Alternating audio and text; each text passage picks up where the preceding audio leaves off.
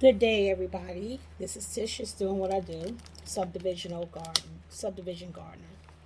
Hey, listen, as I was reseeding these pots, because I had some that did not germinate. Matter of fact, I did 6 of each, and had 4 out of one variety.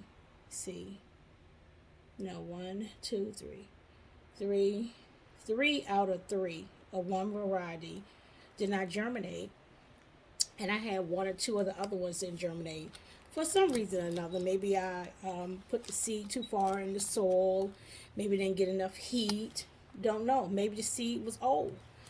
But just because it didn't germinate it, don't mean I give up on that one.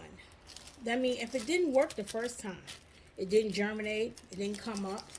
That don't mean you stop.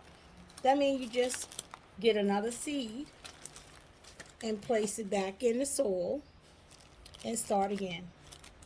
Hey, life is about trial and errors ourselves as adults, as people. Guess what? We're going to make mistakes. We're going to have trials. We're going to have errors. Or it's just not going to work. But that's not for us to give up. It's for us to keep moving. Just like these plants. If it didn't work the first time, hey, get another seed, put it in the pot, and try again.